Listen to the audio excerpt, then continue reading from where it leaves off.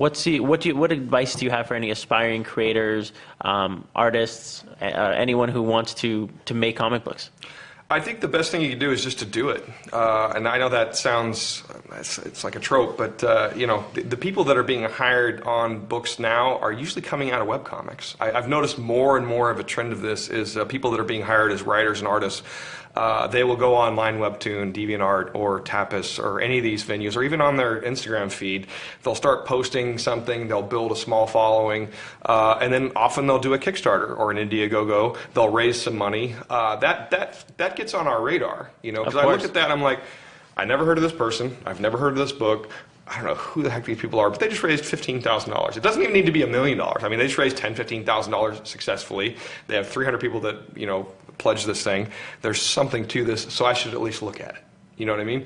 And the one thing people don't understand as a publisher is you want to mitigate your risk. You know, so people come to me all the time with ideas. They're like, "Oh, I gotta do this. I can give it to you for free." I'm like, "No, that's not it. You don't understand. It's not the cost of paying you. It's am I going to sell this book or not?" And so people with social media followings helps.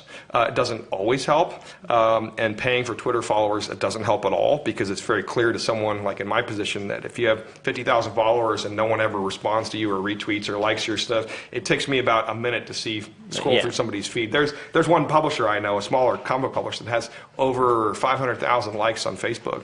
And I look at their feed, nothing, and there's nothing.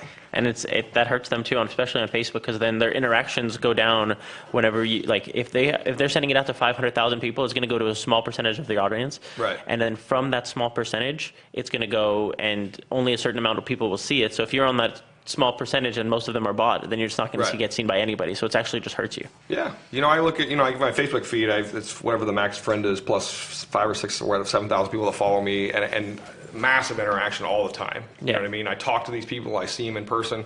I'm always shocked when I see people at cons sometime and they act like they've known me for years and I don't know who they are. I mean, it's weird, but I always just say, hey, you know, good to see you. But that's social media. You know, you feel connected to people through social media because of, you know, because of you see who they are, what their life is. You know, like I know you about your cats. You know, I wouldn't have known about your cats unless I came over. But I feel more close and more connected to you, and I think there's a lot of value in that, and building friendships and building relationships from that.